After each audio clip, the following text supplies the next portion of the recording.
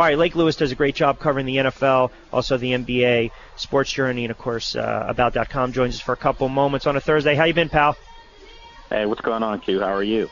Everything is going well. I appreciate a couple moments. All right, let's get real quick, get your quick thoughts on RG3, an opportunity to resurrect his career, a 2-year deal with the Cleveland Browns. I maintain this. I know you and I always argue this point. Unless he's got to learn to be that drop-back passer. If he doesn't do that, I still think he's going to struggle. I don't care what offense, under what head coach, under what scheme he's playing under, I still think he's going to struggle. It's safe to say that he has to be a pocket quarterback. I go back to what I saw him put in work-wise that I hadn't seen him do in previous years. And last year, again, after every practice, the kid was out on the field for an hour and a half going through the playbook. So I think that there's some similarities with Hugh Jackson, obviously. He coached with Jay Gruden for a while. So perhaps there'll be some terminology that'll be a little different. So maybe that's something that both sides looked at, that maybe the learning curve won't be so steep that he can actually get into the offense and be in that pocket and see what he can do. Problem is they don't have a great offensive line in Cleveland, and they do have a receiver he's very familiar with at Baylor, and Josh Gordon. So there's some things there in place that I think he'll have a chance to compete to be the starting quarterback. I still think they're going to draft a quarterback, though, with their first-round pick.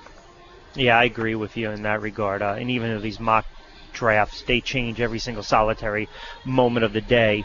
That's sure. The age we live in with all these, quote, experts and the pundits. I know there are a couple of reports coming out. Listen, I need a doctor from the NFL to tell me that the NFL suffers not only from a concussion problem, but also CT is a direct result of that.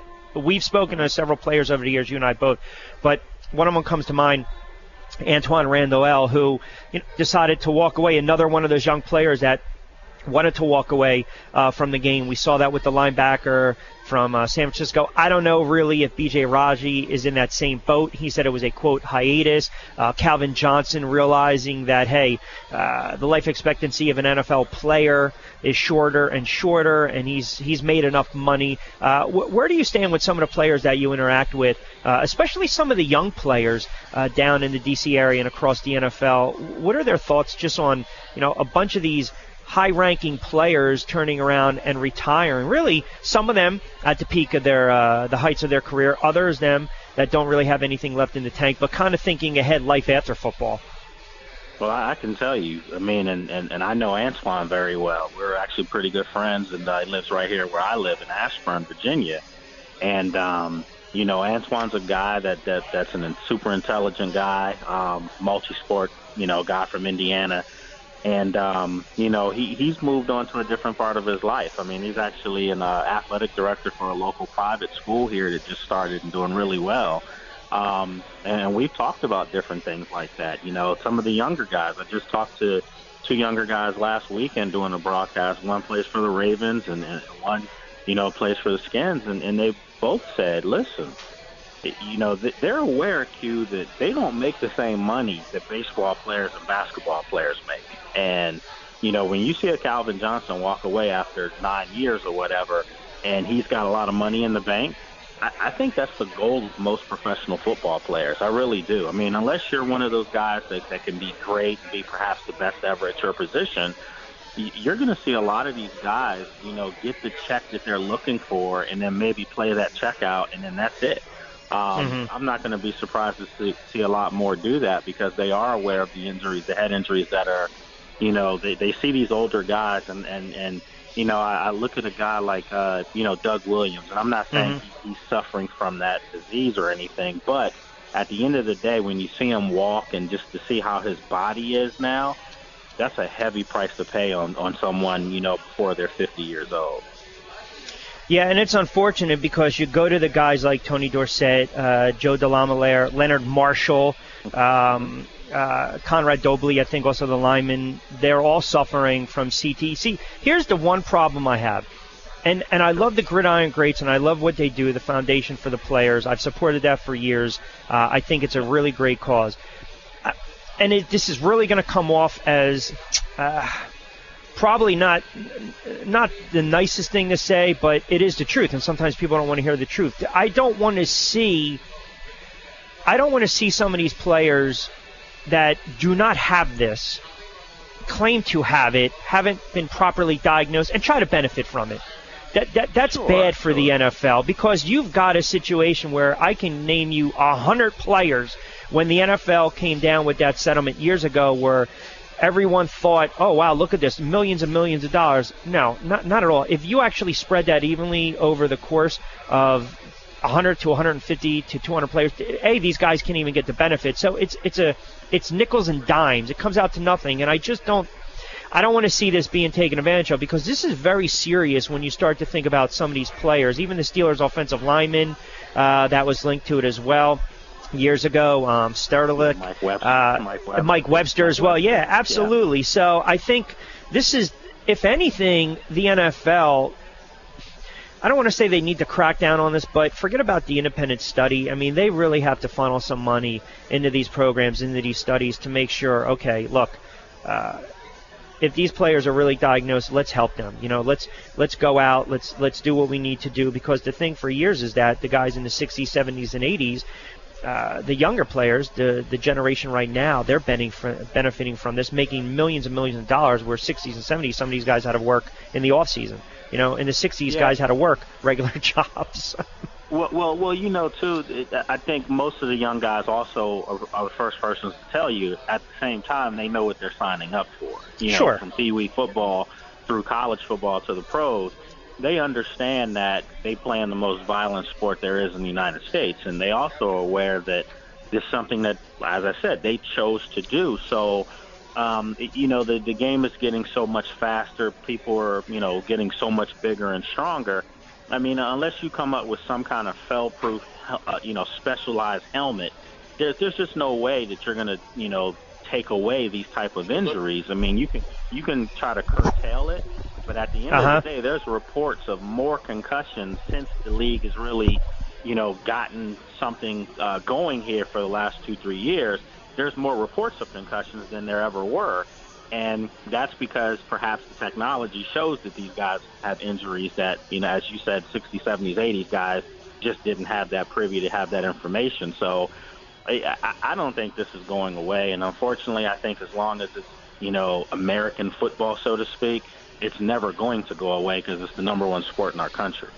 Lake Lewis joining us for a couple moments on Thursday edition of the warm-up right here on 97.3 ESPN FM. Getting a lot of feedback on Twitter regarding the Randall signing by the Eagles, also RG3. It is interesting, too. I want to get to college hoops, but it's funny how people try to encapsulate comments. Look, RG3 might have had success when he was out of the pocket, but that's also when he always got hurt. So, again, it's real simple to me. You gotta simplify it. I say the second year, you gotta, a lot of people outside of this town don't see his second year. They had a really bad line. I know. And he showed some things. I just think, again, I said this on local TV here this past week, that he needs an opportunity to have some bumps too. I mean, you can't just expect for him to show that, hey, I got it and I'm great. No, I mean, he's got to be in a situation where the coach understands the guy's going to have to grow with my system, and he's going to have to grow as a quarterback. Yeah. And I think that Hugh Jackson is a really good fit for him, because he's not going to sugarcoat stuff. That's first and foremost about Hugh Jackson. But again, I think there's some term, things with Hugh Jackson and Jay Gruden that's going to be really, really familiar and similar to some things that he may be able to do. But let's face it, this might be the best situation for him in Cleveland, because there are no expectations. Well, as an organization, there's no expectation. No. For people in Cleveland. There's not, but there's an expectation that he needs to try to get his career back on track, and if he doesn't, and I want to move on to the hoops, but as he doesn't, he's going to be deemed a bust, and that's the nature. That's the nature of the beast. That's fair. All right, yeah, absolutely. We've got Sweet 16 tonight. I like some of these matchups. I want to get into Texas A&M, Oklahoma, because you got an opportunity there where you've got Buddy Hield, you've got House, you've got Caruso, you've got scorers up and down the floor. You would think that maybe there's that letdown by A&M. I don't see that. They have to find a way that you have to kind of contain Buddy Hield, but how do you kind of handicap this matchup tonight? Because I think on paper this is the best game of the night.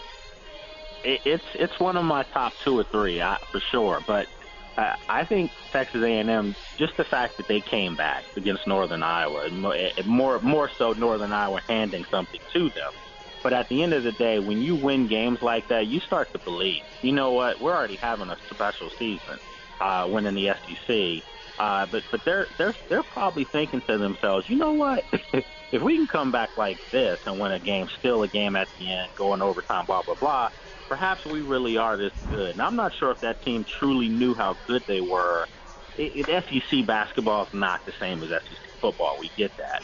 I think this is a really good matchup. I think it's going to be up and down. They're going to have to find a way to contain Buddy Hield. Not contain him, but just, if he's going to get his 30, make him work for it on both ends of the floor. I think this game comes down to guard play, as most of these games in the Sweet 16 will be. Whose guards are going to turn the ball over less? You kind of give the edge to Oklahoma. They have a 3-guard system, but I think Texas A&M has the defense where they actually have them winning the game tonight, believe it or not. Okay. I think they beat Oklahoma.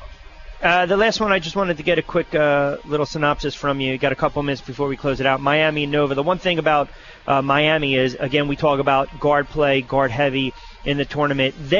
Their guards not only penetrate, they kick and they drive, but it seems like whoever's out there, they get to the free throw line, they get to the foul line. Typically, March Madness tournament time, as we start to creep into the Sweet 16, the Elite 8, the Final Four, every possession is pivotal. I mean, to me, that's kind of an X factor.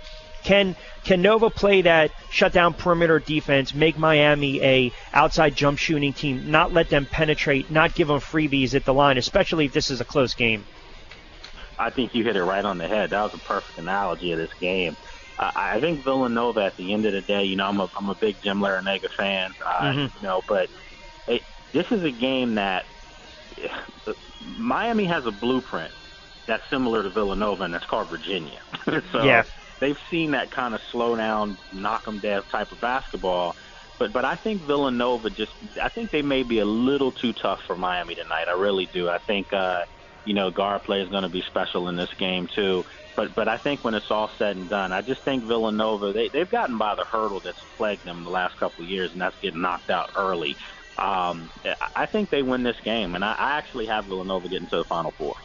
Do you really? It's funny because I said before the tournament, if they needed to make a deep run, look, I think Jay Wright is a really good coach, but I also think the media kind of panders to him at times, where you look at Jay Wright, they win 20, 25 games. That's a great job by any college coach, any given season, but you have to make a run. And you go back all the way to the Scotty. Exactly. You go back to the Scotty Reynolds team where they made that great run. They needed to make this run, as you alluded to. I think they got over the biggest hurdle, and that was winning the first 2 games. And now they have an opportunity. I think you can start to see they've got the momentum. They start to believe a little bit. You have players kind of playing above themselves, and he's coaching them up, because if they would have faltered in the first or second round, to me, he's got to be criticized, and I think the season would have been a disappointment. Yeah, definitely. I mean, they're the cream of the crop in the Big East year in and year out, and, regular season-wise. But for whatever reason, even the Seton Hall, championship game, for whatever reason, they just don't seem to get it done come tournament time. But I think this year, they have the look of a team that really is starting to believe, what, we can do this, we can get this thing done. And I just think that they have some compelling matchups that actually fit their style of play. This would be more of a Big East type of basketball game tonight against Miami, more so than Miami's looking to have an ACC type of game. So it's going to be a low-scoring affair, maybe the first team to, 55-60 win. But I do have Villanova, picked them before, the tournament started to get to the Final Four. All right, pal, always a pleasure. I appreciate it. Enjoy the slate of action. We'll talk next week. Always good stuff. Okay.